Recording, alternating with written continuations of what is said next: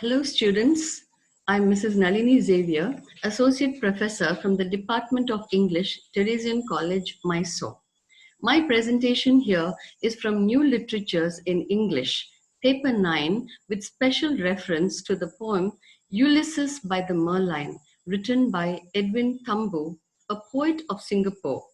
This poem is considered as a landmark in Singaporean literary history, highlighting the bond of the nation and its people. An introduction to the poet. Edwin Thumboo was born on 22nd November 1933 in Singapore, which was then colonized by the British Empire. He is a poet, educator, and literary critic. Thumboo is also acclaimed as the unofficial English language poet laureate of Singapore and best known for his nationalistic themed poetry. He is regarded as a pioneer of English literature, and his understanding of life experiences have been captured in rich and memorable language. His teaching career at the University of Singapore began in 1966 and spanned several milestones as well in his development as a poet. The National University Singapore conferred him the title of Emeritus Professor in 1997.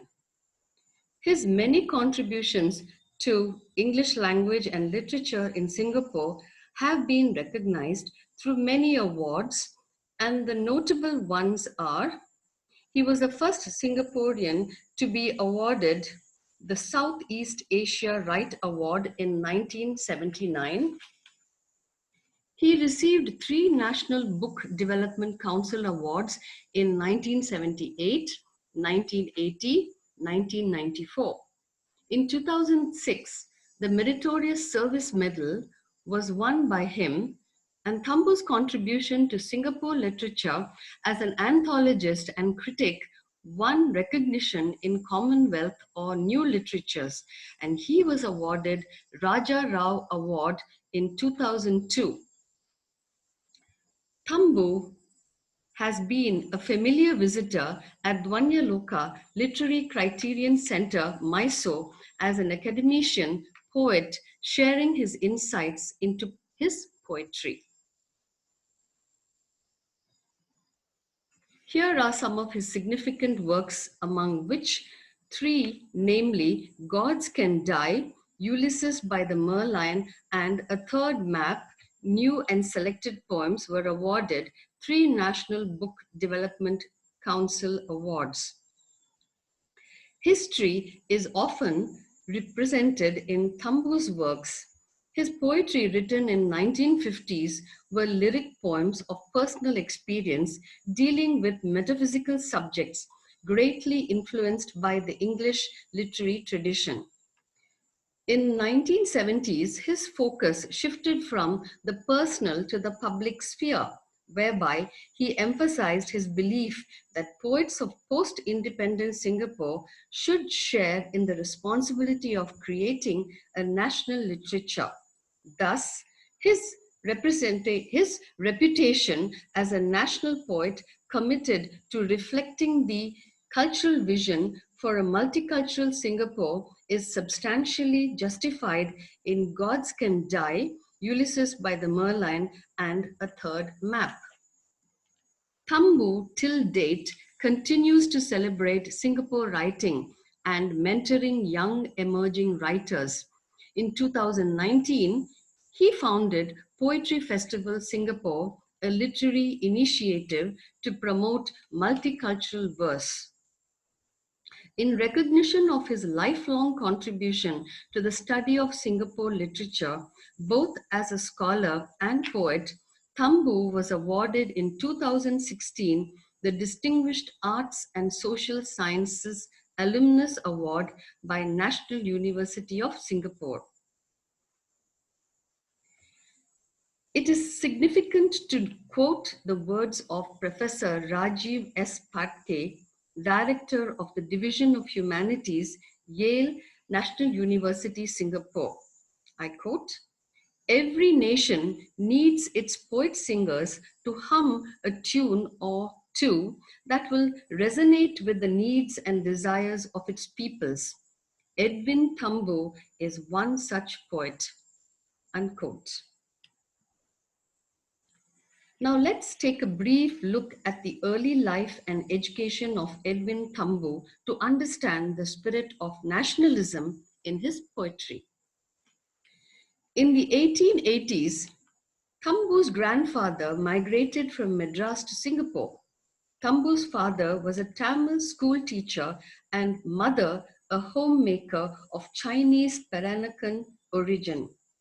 Due to his mixed parentage, he was sometimes marginalized, and this instilled a determination to win self-respect. He grew up experiencing the Japanese occupation of Singapore during World War II. Later, the British Empire was in control over the land until 1963. Thereafter, Singapore was a state under the Federation of Malaya.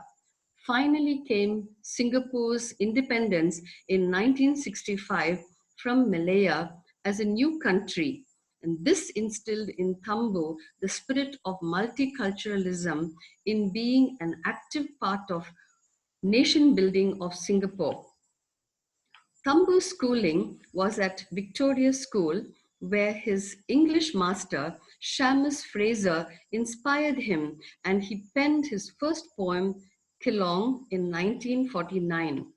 In 1953, he graduated in English literature and history from University of Malaya.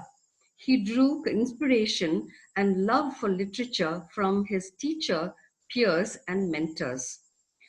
After a number of years of working at different jobs, he finally was rewarded his heart's desire to teach at National University Singapore in 1966 as assistant lecturer. Thereafter, he was awarded his doctorate in African poetry in 1970 from the National University Singapore. Thumboo has not looked back and has continued to be a champion of Singapore writing.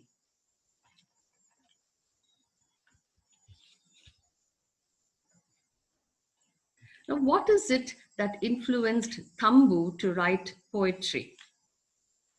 The poem for our study, Ulysses by the Merlion, was written in 1979 after Singapore's independence. The poem is dedicated to Mr. Maurice Baker, a distinguished academician, Singapore's High Commissioner and patriot. Thumboo was much inspired by Yeats's use of Irish myths and history. Thumboo describes himself, I quote, as a myth-inspired poet, wherein myths promote ancient narratives and structures as points of reference for a multicultural society, unquote. Ulysses is the Roman name of Odysseus, the legendary Greek king of Ithaca, and also the hero of Homer's epic poem, the Odyssey, who fought in the Battle of Troy. Thumboo, in his poem, adopted the voice of the Greek mythological hero Ulysses and mythologized and validated Singapore's identity and existence. The close textual relations or textual links between the two texts, namely Alfred Tennyson's Ulysses and Thumboo's Ulysses by the Merlion, is what is termed as intertextuality. Both poems are structurally dramatic monologues with two distinct voices. Furthermore, Thumboo's poem emphasizes nationalistic issues of an emerging nation, dealing with the impact of years of British colonialism and a diverse, multiracial, multilingual immigrant culture. When Thumboo wrote the poem in 1979, the British Empire had already fallen and Singapore significantly moved ahead with its nation-building project. Though Thumboo's intention is not to rewrite the history of Western founded modern Singapore, he took advantage of the Orientalist point of view in order to highlight the magnificence and pride of Singapore as a new myth. The poet Thumboo saw similarities between Ireland's nationalistic struggle and Singapore's break away from colonialism. Having gone into the details of the use of myth, intertextuality, and nationalistic theme, let me focus on the Merlion, the Singapore iconic statue. It's a popular landmark which is on the Marina Bay. So, the merlion is a mythical creature with the head of a lion and the body of a fish.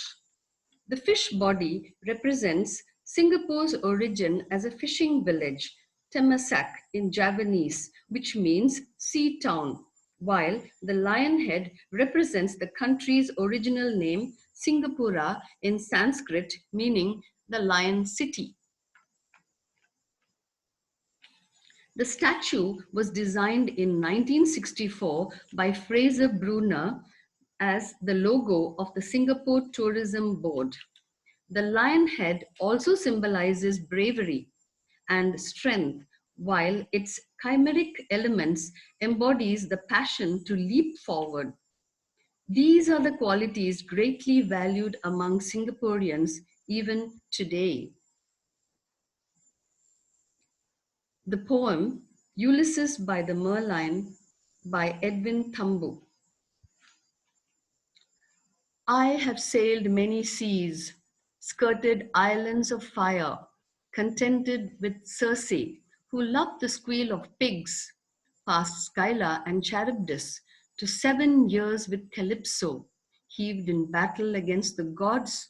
Beneath it all, I kept faith with Ithaca, travelled, travelled, and travelled, suffering much, enjoying a little. Met strange people, singing, new myths, made myths myself. The persona or the speaker is the great noble king and homesick traveler Ulysses, who recounts his years of experience of travel far and wide. Before returning to Ithaca, he had encountered several dangers for 10 years, and each danger he survived with his intellect and help from the gods. Ulysses and his crew were detained by Circe for 1 year, after which she advised Ulysses on how to return to Ithaca. Next, Ulysses faced the famous horror twins Scylla and Charybdis. His ship had to pass through a narrow strait where on one side was a monster with 6 heads named Scylla, who seized and ate 6 of his crew, while on the other side was a powerful whirlpool, the mouth of a sea monster called Charybdis, which he avoided lest the whole ship be sunk.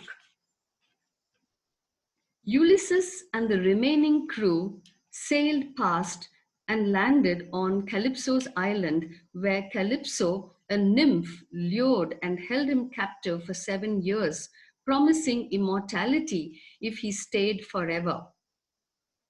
His release came only after Zeus, the king of gods, ordered Calypso to set him free to return home. His return journey was hindered by storms and battles fought against god Poseidon and Zeus. Ulysses suffered a great deal with endless travel, with longing for his homeland and family. All these are references from Homer's Odyssey.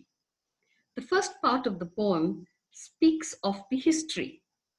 The poet creates an epic journey of Ulysses, which in turn draws a parallel to the obstacles that Singapore went through to achieve independence and racial harmony. It is imagined by the poet that Ulysses, when he reached the mouth of Singapore River, is suddenly amazed with the sight of the merlion. Ulysses himself is a myth which no one could compete with. Likewise, the British or the Western civilized empire had no competitors during colonization. The nationalist voice of Thumboo emphasizes that no one could compare to Singapore as well because Singapore is also a new myth.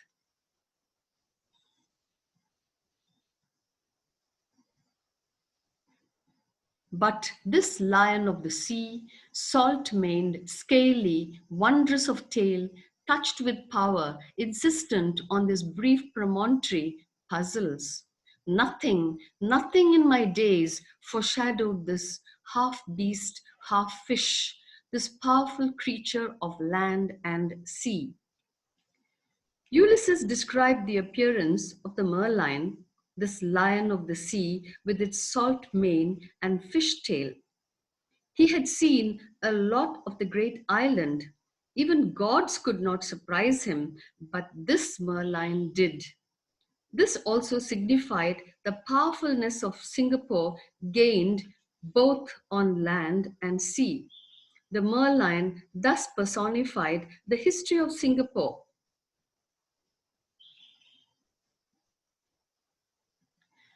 People settled here, brought to this island the bounty of these seas, built towers topless as islands. They make, they serve, they buy, they sell.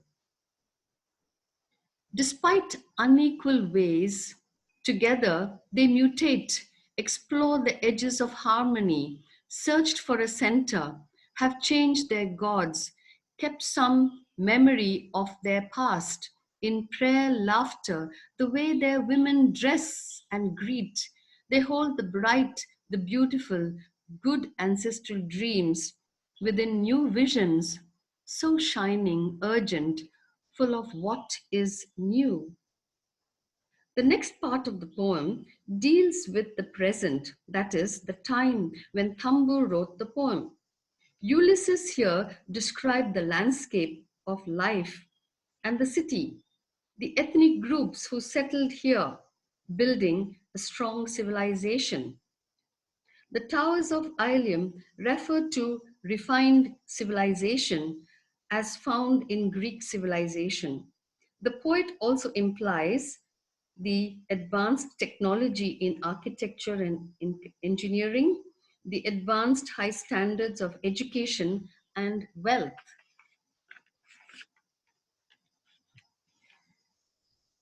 There is evident recognition that Singapore is a city of commerce and industry in the lines emphasized. They make, they serve, they buy, they sell.